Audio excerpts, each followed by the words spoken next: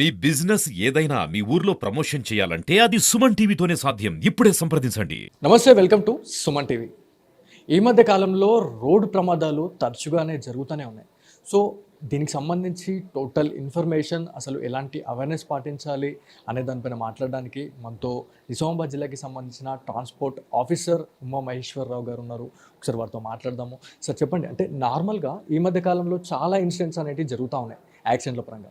So మీరు ఎలాంటి అవగాహన కల్పిస్తున్నారు ప్రజలకి? నమస్కారం అండి. యాక్చువల్గా రోడ్ సేఫ్టీ ఇష్యూస్ మీద ప్రతి సంవత్సరం ఒకటి నేషనల్ రోడ్ సేఫ్టీ కండక్ట్ చేస్తాము. లాస్ట్ మనకి ఫిబ్రవరిలో చేసాం మేము. 1 మంత్ 30 days వివిధ కార్యక్రమాలు. ఎవరైతే ఈ రోడ్ యూజర్స్ ఉన్నారో, అంటే జస్ట్ లైక్ గూడ్స్ వెహికల్స్ కానీ, ఆటో నడిపే వాళ్ళు కానీ, లేకపోతే ఈఏబీస్ అంటే స్కూల్ బస్ నడిపే డ్రైవర్లకు కానీ, అన్ని చోట్ల మేము సెన్సిటైజ్ చేసాము. యూసేజ్ ఆఫ్ రోడ్డు సేఫ్టీ, ఎట్లా సేఫ్టీగా ఉండాలనేది. ఆ డ్రైవింగ్ లైసెన్స్ తీసుకునే దగ్గర కానీ, జనరల్గా ఎల్ఎల్ తీసుకునేటప్పుడు కానీ సెన్సిటైజ్ చేస్తున్నాం రెగ్యులర్గా. Because of negligence, part of negligence వల్లే మేజర్గా రోడ్ యాక్సిడెంట్స్ అవుతున్నాయి. నాట్ యూటిలైజింగ్ అంటే హెడ్ గేర్స్, అంటే సేఫ్టీ హెల్మెట్స్ వాడకపోవటం, సీట్ బెల్ట్ పెట్టుకోకపోవటం, డ్రంక్ అండ్ డ్రైవింగ్ స్టేటస్లో బండి నడపడం.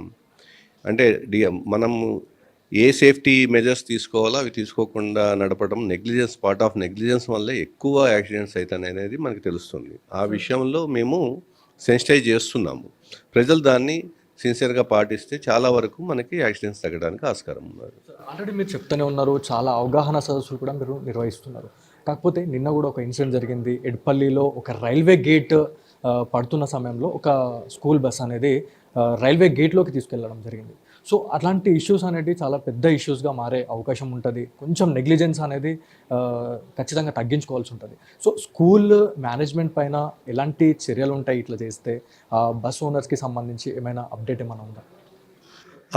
ఆ ఇష్యూలో లోకల్ బోధన్ ఎంవీఏ గారు కంపల్సరీ మేనేజ్మెంట్తో మాట్లాడారు. ఆ డ్రైవర్ని పిలిపించి మాట్లాడారు. అది ఎందుకు అట్లా జరిగిందనే దాని మీద వివరణ తీసుకున్నారు. అయితే కొంచెం తొందరపాటు చర్య అది. కొంచెం ఏం కాదు, అది చాలా అదృష్టం ఒక విధంగా. ఎంతోమంది చిన్నపిల్లలు, ఎంతో సెన్సిటివ్ ఇష్యూ అది. చాలా అదృష్టం కొద్దీ అక్కడ ఎక్కువ స్పేస్ ఉండటంతో అతను మూవ్ అయ్యాడు. అది కానీ ఎంత స్పేస్ ఉన్నా కానీ ఆ పరిధిలో ఆ టైంకి compulsory beyond the railway gate వెనకనే ఉండాల్సింది. బట్ అది నెగ్లిజెన్స్, పార్ట్ ఆఫ్ నెగ్లిజెన్స్. మనం చెప్తుంది అదే, పార్ట్ ఆఫ్ నెగ్లిజెన్స్. ఒక 5 నిమిషాలు ఆగితే ఏం కాదు, మూవ్ అయిపోయాడు. ఇదే టైంలో అతను కూడా గేట్ కీపర్ కూడా గేట్ వేసాడు. బట్ అది లక్కీగా ఏంటంటే స్పేస్ ఎక్కువ ఉండటం వల్ల సరిపోయినది. అది 2 వైపులా నెగ్లిజెన్స్ అన్నట్టే. ఆ విషయంలో ఎమ్మటే ఎంవీఏ గారు లోకల్ స్కూల్ మేనేజ్మెంట్తో మాట్లాడి ఇంకోసారి రిపీట్ కావద్దని చెప్పి సీరియస్గా వారికి వార్నింగ్ ఇవ్వడం జరిగింది. ఆ డ్రైవర్ కూడా క్లాస్ తీసుకోవడం. ఎందుకంటే పిల్లల ప్రాణాలు, అది పిల్లలనే కాదు, సెన్సిటివ్. ఒక చిన్న పొరపాటు వల్ల ఎంత డ్యామేజ్ అనేది ఊహించినంత డ్యామేజ్ జరుగుతుంది.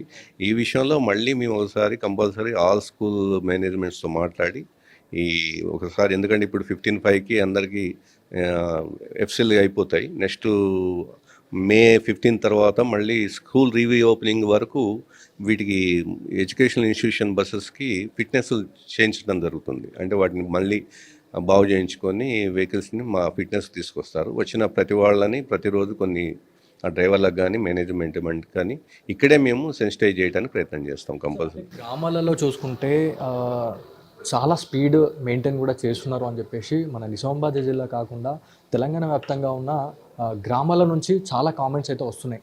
ఈ క్వశ్చన్ రేజ్ చేయండి అని చెప్పేసి కూడా చెప్తా ఉన్నారు. అంటే గ్రామాలలో వచ్చిన తర్వాత ఖచ్చితంగా ఆ స్పీడ్ అనేది తగ్గించాల్సి ఉంటుంది. సో వాళ్ళు బస్ డ్రైవర్స్ ఎవరైతే ఉన్నారో ప్రైవేట్ స్కూల్కి సంబంధించి చాలా స్పీడ్స్ అనేది మెయింటైన్ చేస్తూ ఉన్నారు. సో వాళ్ళకి మీరు ఇచ్చే సలహాలు ఏంటి సార్? యాక్చువల్గా గ్రామాలనే కాదండి, ఈ నెగ్లిజెన్స్ అనేది అన్ని చోట్ల ఉంది. పర్టికులర్గా మన దగ్గర ఎక్కువ రేట్ ఆఫ్ యాక్సిడెంట్స్ ఎక్కువ ఉన్నాయి. ఓన్లీ నెగ్లిజెన్స్ వల్ల. ఎంత మనము సెన్సిటైజ్ చేసినా, ఎంత మనము క్లాసెస్ తీసుకున్నా, మనము ఈ రోడ్ సేఫ్టీ మీటింగ్స్ పెట్టి చెప్పినా, వాళ్ళు మళ్ళీ ఏదో ఒక టైంలో, అంటే ప్రతి చోట ఆఫీసరే ఉండాలా అన్నట్లు ఉండకూడదు. ప్రజల్లో కూడా కొంత ఈ విషయంలో పాజిటివ్గా ఆలోచన చేసి తగు జాగ్రత్తలతో ఉండాల్సిందే. ఇప్పుడు ఎక్కువగా 2 వీలర్స్ యాక్సిడెంట్స్ అవుతున్నాయి బికాజ్ ఆఫ్ ఓవర్ స్పీడింగ్.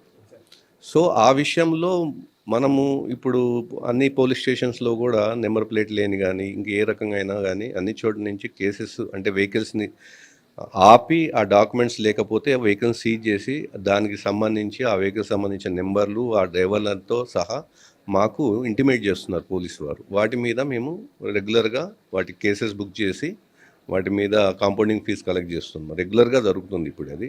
ఇప్పుడు గత 1 ½ మంత్ నుంచి ప్రతి పోలీస్ స్టేషన్ నుంచి గూడా ఆల్ ఓవర్ నిజామాబాద్ మాకు కేసెస్ అంటే ఈ టూ వీలర్స్ మీద ఎక్కువ కేసెస్ బుక్ చేయటం జరుగుతుంది. సార్ అదేవిధంగా మనకి మైనర్ యువకుల గురించి మాట్లాడుకుంటే చాలా యాక్సిడెంట్లు జరుగుతున్నాయి మీరు చెప్పిన దాని ప్రకారం.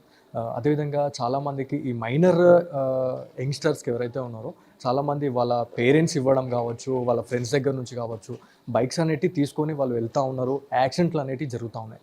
సో వాళ్ళపైన ఎలాంటి చర్యలు తీసుకోవాల్సిన అవసరం ఉంటుంది? అదేవిధంగా బైక్ ఇచ్చిన ఓనర్స్ ఎవరైతే ఉన్నారో వాళ్ళపైన ఎలాంటి ఎఫెక్ట్ పడే అవకాశం ఉంటుంది దీనిపైన? మైనర్స్‌కి ఇక్కడ రెగ్యులర్‌గా చూస్తున్నామండి. ఇక్కడ ఆ సంస్కృతి ఎక్కువనే ఉంది. మైనర్స్ ఎక్కువగా వెహికల్స్ నడుపుతున్నారు. అన్నీ మళ్ళీ తన వెనక గూడా చిన్న పిల్లగాళ్ళని కూర్చోబెట్టుకుంటున్నారు. మైనర్స్ వెహికల్ డ్రైవింగ్ చేయటం అనేది అది కంపల్సరీ ఆ వెహికల్ ఓనరు రెస్పాన్సిబిలిటీ వహించాల్సి ఉంటది. దయచేసి పేరెంట్స్‌కి మా విజ్ఞప్తి ఏంది అంటే, మా పిల్లగాడు 14 సంవత్సరాలైనా, 13 అయినా, చిన్నవాడైనా బాగా నడుపుతున్నాడు వెహికల్‌ని, బాగా డ్రైవ్ చేస్తున్నాడనే అపోహలో వెహికల్ మాత్రం ఇవ్వొద్దండి. వెహికల్ నడపడం వేరు. ఏదైనా ఎమర్జెన్సీ టైంలో దానికి సంబంధించిన రిఫ్లెక్సెస్ అంటే స్పందన అనేది వాళ్ళకంతా రాదు, ఉండదు. అది గమనించండి. ఎమర్జెన్సీ అప్పుడు ఏదైనా ఎమర్జెన్సీ సిచ్యువేషన్స్‌లో how to manage the vehicle speed, how to control the vehicle అనేది అంత పిల్లలకి రాదు. అందుకనే దానికి ఒక లిమిట్ పెట్టారు, ఏజ్ లిమిట్ పెట్టారు. కంప్లీటెడ్ 18 ఇయర్స్ కంప్లీట్ అయ్యి 19లో పడ్డప్పుడే ఒక 2 వీలర్ కానీ 4 వీలర్ కానీ తీసుకోమని ప్రిస్క్రైబ్ చేయబడి ఉన్నది. దాన్ని గమనించండి. పిల్లలకి నడుపుతున్నారంటే నడుపుతారు. ఏజ్ కొంత చురుకుగా ఉండటం కానీ నడుపుతారు. కానీ దానికి తగ్గట్టుగా ప్రతిస్పందన అనేది అవసరమైనప్పుడు ఉండదు. అది అందరికీ ఇబ్బందే. పిల్లలకి జువైనల్‌కి శిక్ష పడటం జరుగుతుంది. వాళ్ళకు వాళ్ళకి కెరియర్ పరంగా ఇబ్బంది అవుతుంది. తర్వాత ఓనర్‌కి కూడా శిక్ష పడటానికి ఆస్కారం ఉన్నది. ఫైన్ పడుతుంది, జైలు శిక్ష కూడా పడుతుంది. దయచేసి ఎవరైతే రెస్పాన్సిబిలిటీ ఉన్నారో ఆ వెహికల్‌కి సంబంధించిన ఇన్ఛార్జ్ కానీ, ఓనర్ కానీ, పేరెంట్స్‌ని కానీ కూడా వాళ్ళకి కంపల్సరీ తగు జాగ్రత్త తీసుకోవాలి. చిన్న పిల్లలకి బండి ఇవ్వద్దు. ఇచ్చినా తప్పు మీదే అవుతుంది. మీకు తెలియకుండా తీసుకొని పోయినా తప్పు మీదే అవుతుంది. కాబట్టి దయచేసి ఈ విషయంలో జాగ్రత్తగా ఉండండి. వెహికల్స్‌కి మైనర్స్‌కి ఇవ్వకండి. సార్ అదేవిధంగా మనకి సిటీలో కావచ్చు, ఎక్కడైనా అంటే ట్రాఫిక్ సిగ్నల్స్ దగ్గర మనకి కీ రోల్ ప్లే చేసేది ఖచ్చితంగా ట్రాఫిక్ పోలీసులు. సో వాళ్ళతో పాటు సివిల్ పోలీస్ అధికారులు కూడా మనకు అక్కడక్కడ వెహికల్ ఇన్స్పెక్షన్స్ చేయడం కావచ్చు, లేకపోతే మనకి వితౌట్ నంబర్ ప్లేట్ ఉన్న వెహికల్స్ని ఖచ్చితంగా వాళ్ళు ఆపి అక్కడ వాళ్ళు అవేర్ కూడా చేస్తూ ఉన్నారు. సో వాళ్ళ నుంచి మీకు మీ ఆర్టీఓకి ఎలాంటి రెస్పాన్స్ వస్తుంది, ఎట్లా కోఆర్డినేషన్గా ఎట్లా నడుస్తుంది అనే దానిపైన? మా 2 డిపార్ట్మెంట్ మధ్య పోలీస్ కానీ, ఆర్టీఏ డిపార్ట్మెంట్ నుంచి ఎప్పటి నుంచే మంచి రిలేషన్స్ అండి. అది ఇండివిజువల్ అంటే ఎక్స్చేంజ్ ఆఫ్ వ్యూస్ కానీ, వర్క్ విషయంలో కానీ, ఇప్పుడు మీకు ఇంతకుముందు చెప్పాను కదా, ఆల్ పోలీస్ స్టేషన్స్ నుంచి కూడా వాళ్ళు చెక్ చేసి తప్పులుంటే వాటిని సీజ్ చేసి వితౌట్ రిజిస్ట్రేషన్ ప్లేట్స్ కానీ, వితౌట్ లైసెన్స్లు కానీ, ఏ విధంగా లేకపోయినా వాటిని సీజ్ చేసి దానికి సంబంధించిన సమాచారంతో మా దగ్గరికి పంపిస్తున్నారు. మాతో కోఆర్డినేట్ చేసుకుంటూ వాటిని ఎన్ఫోర్స్మెంట్ విషయంలో, కాంపౌండింగ్ ఫీజు విషయంలో మాతో సహకరించుకుంటూ ముందుకు సాగుతున్నాం. మా ఇద్దరి మధ్యన ఎప్పటి నుంచి ఈ 2 డిపార్ట్మెంట్లు కూడా కలిసిమెలిసి బాగా పనిచేయాలి. మేము సీజ్ చేసిన వెహికల్స్ వాళ్ళ దగ్గరే ఉంచుతాము. వాళ్ళు సీజ్ చేసిన వెహికల్స్ దగ్గర ఏదైనా కాంపౌండింగ్ కానీ, ఏదైనా ట్యాక్స్ కలెక్షన్ కావాలంటే మా దగ్గరికి పంపిస్తున్నారు. కోఆర్డినేషన్ బాగున్నదండి. కార్డియల్ రిలేషన్స్ ఉన్నాయి 2 డిపార్ట్మెంట్ల మధ్య. ప్రాబ్లం ఏం లేదు. అదేవిధంగా మన గూడ్స్ వెహికల్స్ గురించి మాట్లాడుకుంటే ఇది main key role. So goods vehicles గురించి మీరు ఎలాంటి చర్యలు తీసుకుంటున్నారు? అంటే గూడ్స్ వెహికల్ నడిపే వారి దగ్గర సరైన ఇన్సూరెన్స్ అనేది ఉండదు.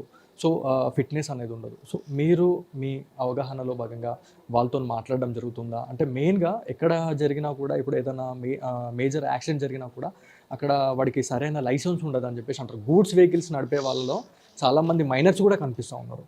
సో వాళ్ళ గురించి ఏం చెప్తారు సార్? జనరల్‌గా గూడ్స్ వెహికల్ అనేది హెవీ డ్యామేజ్ అవుతదండి. ఓనరు ఎట్టి పరిస్థితుల్లోనూ అంటే మాకు తెలిసి ట్రాన్స్‌పోర్ట్ వెహికల్స్ వాళ్ళు వితౌట్ ఇన్సూరెన్స్ తిప్పడానికి లేదు. తిప్పరు గూడా. ఎందుకంటే వాళ్ళకి చాలా ఎఫెక్ట్ అవుతుంది. ఇప్పుడు కార్స్ వేరు, గూడ్స్ వెహికల్, ట్రాన్స్‌పోర్ట్ వెహికల్స్ వేరు. దాని ఎఫెక్ట్ చాలా ఎక్కువుంటుంది. ఎక్కడన్నా ఎఫ్‌సీ ల్యాప్సెస్ అయితే మా ఎన్ఫోర్స్‌మెంట్‌లో గానీ ట్యాక్స్ లేకుండా, ఎఫ్‌సీలు లేకుండా ఉంటే వెహికల్ సీజ్ చేస్తున్నాం. జరుగుతున్నాయి. రెగ్యులర్‌గా చెకింగ్ జరుగుతుంది. అందులో ఏం ప్రాబ్లమ్ లేదు. బట్ ఇన్సూరెన్స్ లేకుండా తిప్పడము అనేది రిస్క్‌తో ఫ్యాక్టరే అది. ఎందుకంటే అంత రిస్క్ తీసుకోరు. మాకు తెలుసు ట్రాన్స్‌పోర్ట్ అంటే transport goods vehicles, transport vehicles ఎప్పుడు గూడా అంత రిస్క్‌తో మూవ్ చేయరు. మీరనేది ఏమనంటే లోకల్ వెహికల్స్ ఏమన్నా ఇక లోకల్‌గా ఉన్నాం గదా! అని ఏమన్నా వాళ్ళు ఏమన్నా ఈజీ గోయింగ్ ఉంటారు తప్ప, రెగ్యులర్‌గా బయట తిరిగే ఏ ట్రాన్స్‌పోర్ట్ వెహికల్ అంటే లారీలు వాళ్ళు ఎవరు గూడా వితౌట్ ఇన్సూరెన్స్ గానీ, వితౌట్ ట్యాక్స్ గానీ తిరగరు. ఎందుకంటే వాళ్ళకొచ్చే నష్టం చాలా ఎక్కువ ఉంటది యాక్సిడెంట్ అయితే. సో, అది దానికంటే ఇది కరెక్ట్ గదా! ఎప్పుడు గూడా వాళ్ళు అప్డేటే ఉంచుకుంటారు ట్రాన్స్‌పోర్ట్ వెహికల్స్ ఎక్కువగాను. అది పెద్ద తెలంగాణ స్టేట్ పోలీస్ నుంచి కూడా కొన్ని అవగాహన సదస్సుల్లో చాలా మంచి మెసేజ్ కూడా ఇవ్వడం జరిగింది. అదేవిధంగా కొంతమందికి అవేర్ కూడా చేయడం జరుగుతూ ఉంది. అంటే మెయిన్‌గా సిటీలో కావచ్చు, సిటీ ఔట్‌స్కర్ట్స్‌లో కావచ్చు, ఎక్కడికైనా ఒక వెహికల్ తీసుకున్నారు అని అంటే, వెహికల్ తీసుకొని వెళ్తున్నారు అని అంటే ఖచ్చితంగా వాళ్ళ దగ్గర మ్యాక్సిమం వాళ్ళ దగ్గర లైసెన్స్ కూడా ఉండట్లేదు అని చెప్పేసి కూడా ఆరోపణలు వస్తున్నాయి. సో, వినియోగదారులు కావచ్చు, ప్రజలు ఎవరైతే ఉన్నారో వాళ్ళకి ఎలాంటి సలహాలు ఇస్తారు? ఈ లైసెన్స్ పరంగా ఖచ్చితంగా 18+ దాటిన తర్వాత ఖచ్చితంగా మనకి తీసుకోవాల్సిన అవసరం ఉంటది. సో, వాళ్ళకేం చెప్తారు సార్? మనము రోడ్ యూజర్స్ అండి.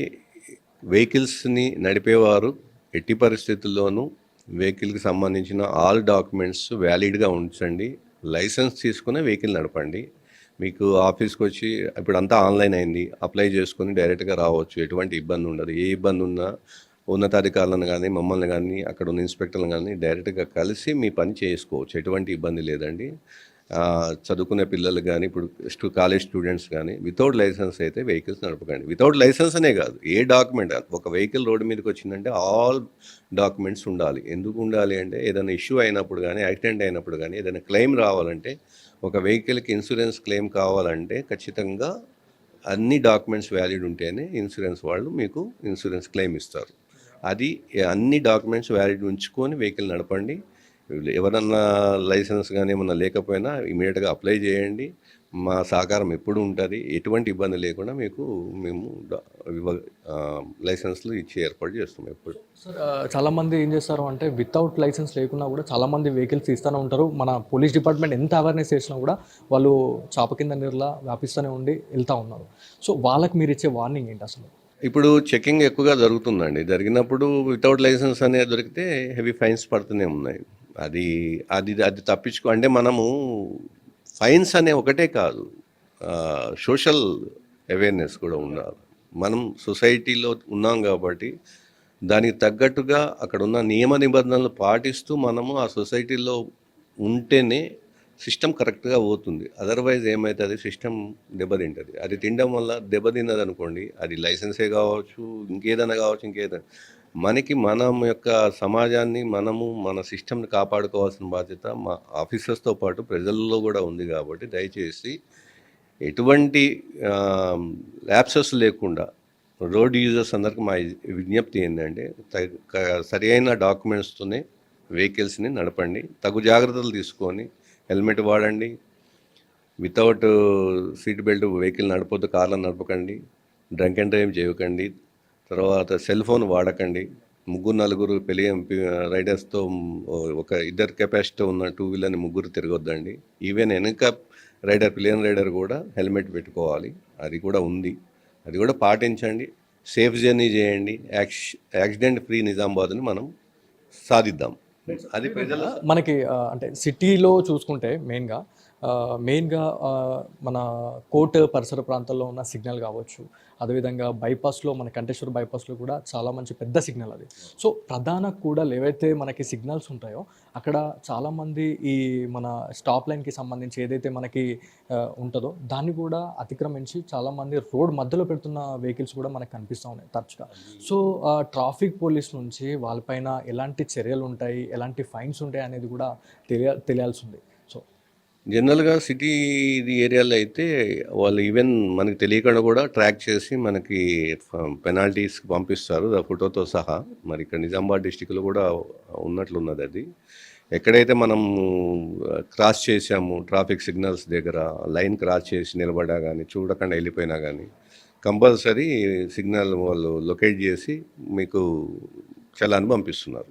చాలా సందర్భాల్లో కూడా మాకు బయట కలిసినప్పుడు కావచ్చు, సో వాళ్ళు ఏమంటున్నారు అంటే నిజామాబాద్కి సంబంధించిన ప్రజలు మెయిన్గా సిటీ కల్చర్లో చూసుకుంటే, సిటీలో చూసుకుంటే చాలామంది ఆటో డ్రైవర్లు చాలా నిర్లక్ష్యంగా ఆటోస్ నడుపుతున్నారు అని చెప్పేసి కూడా కంప్లైంట్స్ వస్తున్నాయి. సో ఆటో డ్రైవర్లకు సంబంధించి మీరు అవగాహన సదస్సులు కూడా నిర్వహిస్తున్నారు. సో వాళ్ళు ఎవరైతే కొంతమంది చేయడం వల్ల అందరికీ చెడ్డ పేరు అయితే వస్తుంది. సో వాళ్ళ గురించి ఏం చెప్తారు సార్? అటువంటి ఏదన్నా మా దృష్టికి తీసుకురండి, ప్రాబ్లం ఉన్నది ఆ నెమ్మతో సహా. ఒకవేళ అవసరమైతే ట్రాక్ చేస్తాం, ఎక్కడన్నా ఉంటే అది ఆన్ రోడే పట్టుకొని వాళ్ళకి ఫైన్ ఇవ్వడం కానీ జరుగుతుంది. మాకే కానీ పోలీస్కే కానీ ఇస్తే ఎవరన్నా బాధ్యతతో దాన్ని ఇట్లా నడుపుతున్నారని చెప్పటం కంటే కూడా అది మనకు కనపడాలి, ప్రాక్టికల్గా కనపడాలి, తెలవాలి అది. అలాంటివి ఉన్నాయి అన్నప్పుడు ట్రాక్ చేయండి, ఇట్లా ఈ ప్రాబ్లం ఉన్నది సార్, రెగ్యులర్గా ఈ బండి ఇట్లా చేస్తున్నారు అంటే మేము ఖచ్చితంగా ఆ బండిని ఏ ఏరియాలో తిరుగుతుందో ఆ ఏరియాకి అవసరమైతే మేము వెళ్ళటం జరుగుతుంది. లేకపోతే పోలీస్ వారికైనా మీ చెప్పిన, ఎందుకంటే వాళ్ళు ఎక్కువ మంది ఉంటారు మాకంటే. మాది ఒక విధంగా మాకు ఒక లిమిటేషన్ ఏంటంటే మాకు సంఖ్యాపరంగా మేము తక్కువ ఉంటాం. వాళ్ళు ఇంకా బెటర్ అంటే మాకు చెప్పినా పర్లేదు, ఒకవేళ కాదన్నా కానీ నియర్ బై అక్కడ ఉన్న ట్రాఫిక్ కానిస్టేబుల్కో, ట్రాఫిక్ పోలీసుకో, ట్రాఫిక్ ఎస్ఐ గారికో వాళ్ళు కూడా తీసుకుంటారు. ఎందుకంటే ఈ విషయంలో నిర్లక్ష్యం అనేది ఉండదండి. Thank you sir. ఏదైతే నిజామాబాద్ జిల్లాకి సంబంధించి డిస్టిక్ ట్రాన్స్పోర్ట్ ఆఫీసర్ గారు పూర్తిగా మనకి అవగాహన సదస్సులో భాగంగా చాలా మంచి అవేర్నెస్ కార్యక్రమాలు చేస్తున్నాము అని చెప్పేసి కూడా మనకు చెప్తా ఉన్నారు. ఏదేమైనప్పటికీ ఏదైతే మైనర్లకు సంబంధించి మాట్లాడుకుంటే తగు జాగ్రత్తలు తీసుకోవాలా, ఖచ్చితంగా లైసెన్స్ ఉన్న వాళ్ళకే బండి ఇవ్వండి అని చెప్పేసి కూడా మనకి ఆఫీసర్ అయితే చెప్తా ఉన్నారు. అదేవిధంగా గూడ్స్ వెహికల్స్ కావచ్చు, ఏదైతే మనకి స్కూల్కి సంబంధించిన బస్సెస్కి సంబంధించి కూడా చాలా మంచి మాటలు అయితే చెప్పడం జరిగింది. అవేర్నెస్లో భాగంగా చాలామందికి వార్నింగ్ కూడా చేస్తున్నాము. ఖచ్చితంగా ఎలాంటి సిచ్యువేషన్స్ ఎదురైనా కూడా ఖచ్చితంగా కఠిన చర్యలు తప్పవు అని చెప్పేసి మనకి నిజామాబాద్ జిల్లాకి సంబంధించిన ట్రాన్స్పోర్ట్ ఆఫీసర్ అయితే చెప్పడం జరుగుతూ ఉంది. సో ఇది ఇవాళటి స్పెషల్ స్టోరీ. కెమెరా పర్సన్ శివతో బాలు, సుమన్ టీవీ, నిజామాబాద్ నుంచి. సో ఇది ఇవాళటి ఇన్ఫర్మేటివ్ వీడియో.